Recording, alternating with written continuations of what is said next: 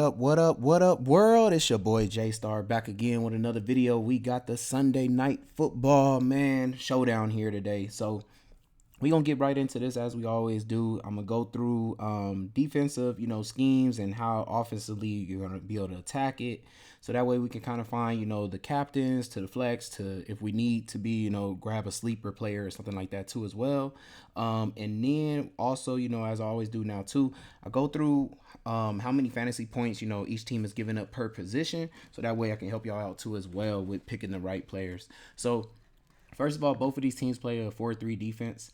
So you would like to try to establish the run to be able to set up play action plays for like big, deep, plays down the field and things like that for your big play receivers. So the basically what that means then, when you don't basically have a rushing quarterback, like here we got Jalen Hurts. It would be then like a Miles Sanders, AJ Brown to Devontae Smith would be the main captains then, because if they're doing exactly what I'm saying, like they're setting up the run, hitting on the big play receivers, then all these three right here would be able to get the biggest amount of fantasy points.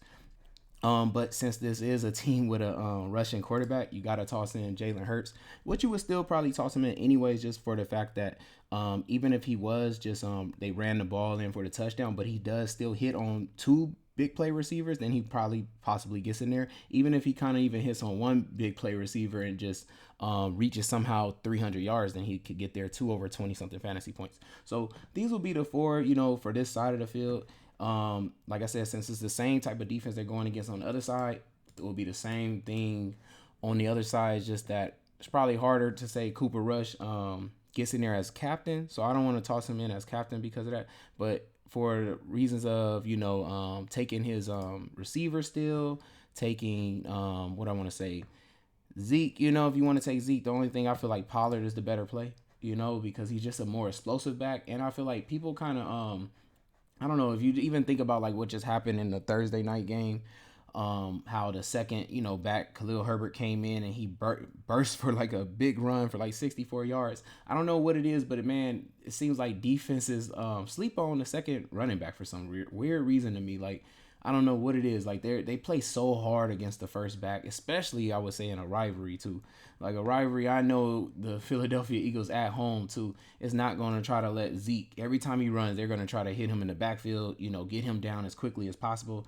But it's going to be Pollard who I would think could break a big one, and he just has the more explosive ability. So I would kind of probably rule out Zeke to me, but we do know goal line carries and stuff like that. If you do think Dallas is getting to the goal line, more than once, then I can see, Zeke getting in there. So I'm not going to rule him out completely, but I just know Pollard would be that person I think would burst for the big run. Also pass catching ability, I feel like still Pollard in that too. Screen plays and stuff like that, because they're probably going to have a tough time trying to get down the field. Dallas is against Philly. I expect a lot of type of screen type plays like that to try to get the ball to their players, their best players out in the open as quick as possible, and let them make plays, because trying to get time in the pocket and develop, your route running receivers and like that to get open against double coverage, which probably will be for CeeDee Lamb and things like that. Because I know Michael Gallup is here too, so I should have tossed in Michael Gallup because he's going to be a big play receiver too for them. Which, let's see, where is he at here?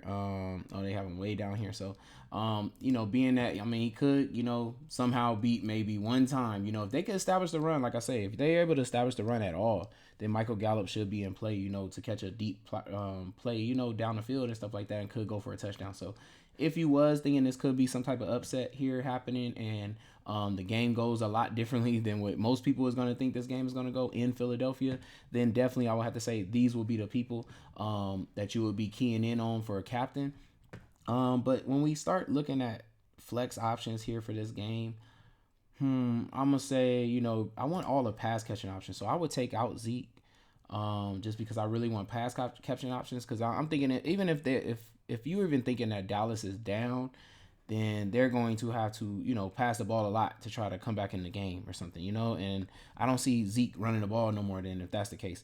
But also Schultz is gonna be big in play just because of a safety net player if he's able to go. But practice limited capacity and stuff like that. So we'll see, if he's able to go by then. Because if it's not gonna be Schultz, I like the Hendershot dude down here at $200. It seems like they used him a little bit more than the Ferguson dude, I feel like.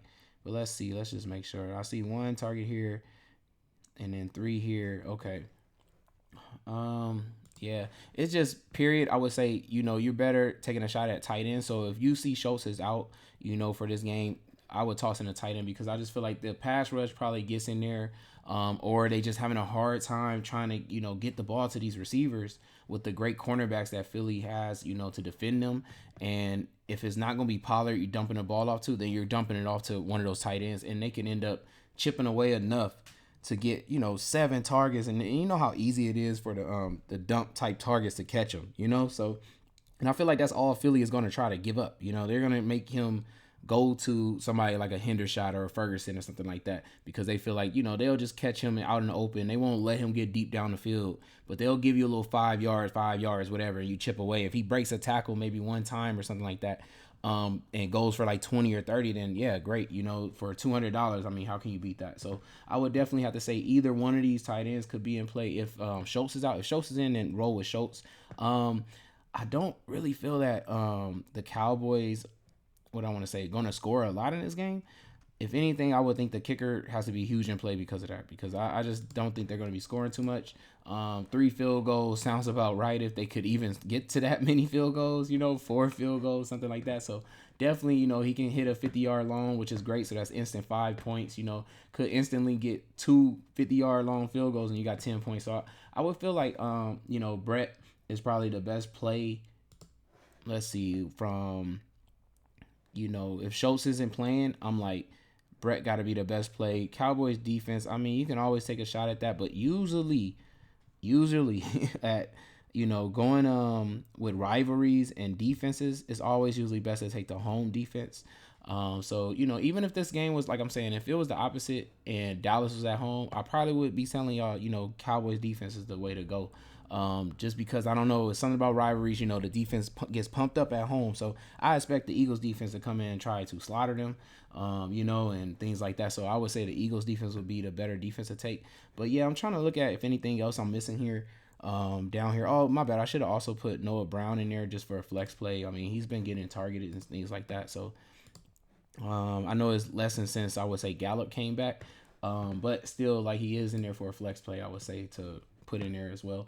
But yeah, so but besides that, like I said, if you thinking about captains on this side at all, man, you got to go with the most explosive people. To me, it's gonna be Pollard. Gallup is explosive too as well, and CeeDee Lamb. But I mean, I expect them to have a hard time. I don't really think it'll be a Dallas captain in this game. But like I say, it could be an upset. It could be an upset. You cannot, never take not take that side just in case it does happen that way. So then on the other side here, though, I already went through the captains for the Eagles side. But as just flex options, we got AJ Brown, we got Miles Sanders is still in play, but man, I mean, he's a home back, so I mean, I still gotta say he's in play. But just that, the only thing I don't like is that Scott is back. And I do know when Scott is back, they do try to run with Scott as well. So, like the last 2 games, there was no Scott. So we had, a boatload of just rushes right here, of course. And then still a good amount of attempts here as well. And just getting all the boatload of the running attempts and things like that for Miles Sanders, which is great, especially being that he has a running quarterback. But now that Scott is back, it's probably going to be a little bit harder. I just, for some reason, I can see in this big of a game that Hurts is going to try to steal most of the goal line touchdowns. I just really feel it, since he's at home too. And he got his butt kicked, I believe, both times against Dallas last year. So I expect him to really come in and try to kill them, because I know he can't. That couldn't have sit well, with him from, losing like that, the way he was losing last year. But he didn't have the weapons of AJ Brown and things like that. Devontae Smith, got to toss him in there for a flex play for sure. Goddard still is a great flex play here with the targets that he's receiving. I know last week I called it, playing Arizona. Like, I mean, come on now. We all know we pick on Arizona for tight ends. So, and he was one of the best tight ends, I think, of the whole week. When it comes to the, Sunday slate, of course, we know what Kelsey did, what was that, Monday night or whatever. So, but besides that, when we're looking at just Sunday slate, he was the best tight end. So, Then we gonna move on. Let me see. Who else would I say though? I mean, definitely like we know, like I said, the Eagles defense will be in play for that too as well for a flex play. Let's see. I think they've been putting up pretty good numbers too. We got 15, 18, 12. So they probably averaging about 9 to 10 points, something like that. So yeah, definitely a good play there. For kicker though, is the kicker is hurt. Okay, so we know how good their kicker is though. Like, but the thing is, I just feel like Philly gonna be scoring touchdowns only in this game. That's the only thing. But I mean, you could toss the kicker in there. I feel like the defense would probably outplay the kicker in this game. Anybody low though that I would want? Zach Pascal, how you been doing? He hasn't been involved at all, of course. Okay, and I did see this. Oh, this is Cowboys. My bad. I'm tripping. I saw this dude. I was like, I seen that name pop up in the game, but that was for the Cowboys game. I'm tripping. I don't think there is anybody else for Philly down here that we would take. I feel like, yeah, it's like, nah, I don't really feel like anybody's down here. Just make sure they tight ends because backup tight ends will get stuff, but it's usually in like harder games. I would say like if it's harder for Philly to score, then you would toss in a backup tight end. I'm just trying to see which one is even playing because I know Dallas Goedert is probably in. Most of the snap count is him. Now I'm just trying to see if there's any other tight end down there that might be getting in for a couple of touches or something like that. Let's see. Okay, right here. Let's see what you've been doing. Yeah, you haven't really done anything either. So it looks like the backup tight ends, the best ones to take down here is going to be on the Dallas side. And I don't really see anybody else I would want to take. Yeah, this game feels like, man, it should be really simple. Like, it really should be simple. This should be one of the most simplest games, man, because to me, all I see, like, to me is, okay, so let me go through the fantasy points so we can help everybody out here. So for fantasy points for Cowboys, what they're allowing for quarterback is 12.5 points. And then at running back, they're allowing 15 points fantasy. And then receiver is 34.5 fantasy. So that's, total to all receivers.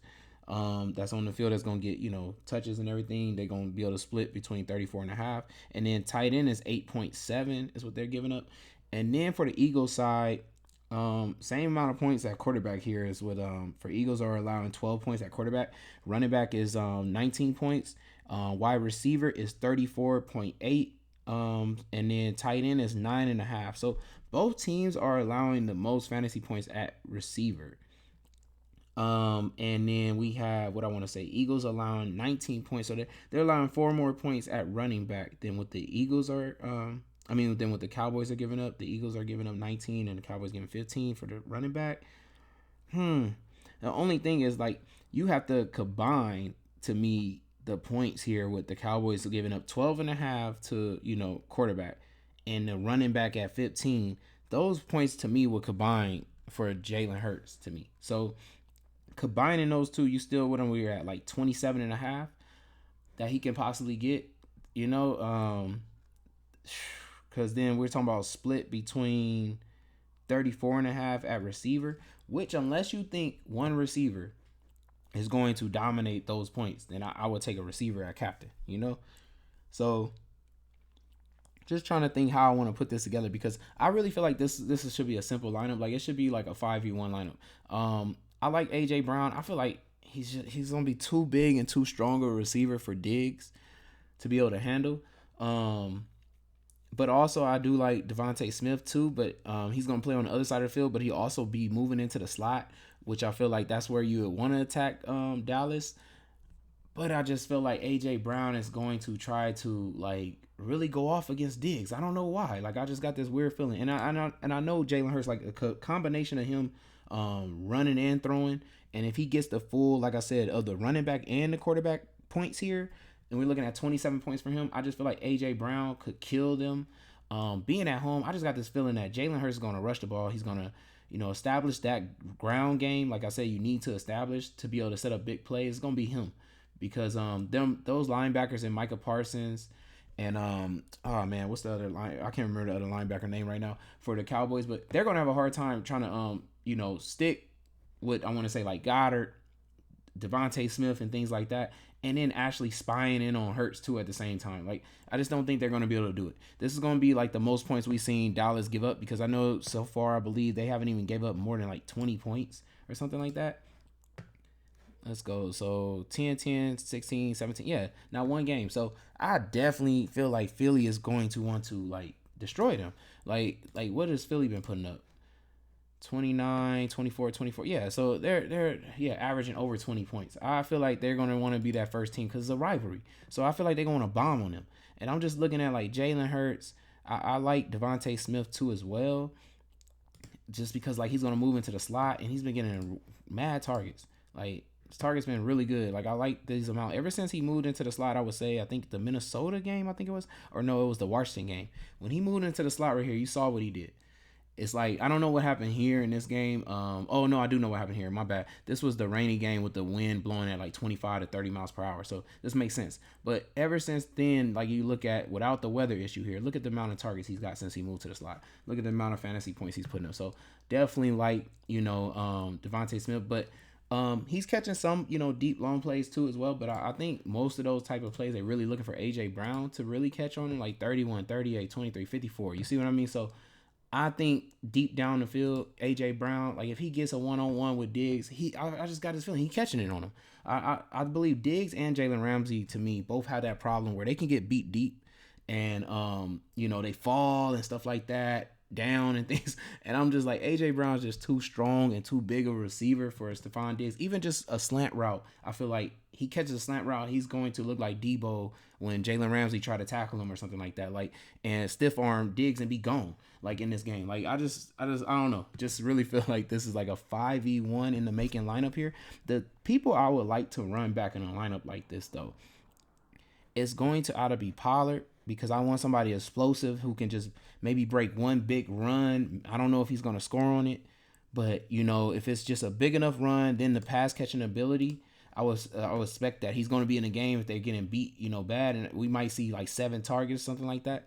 So I definitely like him as a run back, but also I gotta think about if they are having a hard time scoring, they just get in the field goal position. I gotta think of Brett being a good run back here. I'm trying to see like I probably will have Eagles defense in here because I'm thinking Cowboys. As long as if they keep them under 7, I believe that's going to give the Eagles defense a bonus of 7 points. And then if they keep them under 13, it gives them a bonus of just 4 points they'll always have. I don't expect them to shut them out completely. I do expect the Cowboys to get on the board at least with, freaking maybe 6 or 9 points off field goals. I don't know. I just don't see them scoring a touchdown this game. So, I would say the Eagles defense, there, because I think they'll still have to hold on to that bonus of keeping them below at least 13 points at least. And I expect some sacks on, rush. I expect an interception. And if it is an interception, they're going to try to return it, and then I'm just trying to see who do I even want as a run back in an option like this because, man, like, oh my God, it's probably going to be like, for real, like somebody like I'm trying to think of who is he dumping the ball off to in this game a lot. And like if Schultz is a GOAT, I'm picking Schultz probably taking Schultz here. If Schultz is not a GOAT, then I'll probably be running with one of those tight ends down below here. Because if I go ahead and was to take, Pollard, I'll be left with 2,700. And I mean, I'll be forced to take basically one of those tight ends to me is what I look at because there ain't nothing here that I would really want. So I don't think I'll probably go with the kicker first and then see what we get left with here. Let's see. Okay. So it's a better spot. I like this. I like where I'm at here. Yeah, I definitely like what I'm at here because I can roll with Goddard if I want to. Who else we got? Gainwell, has he still been playing a little bit?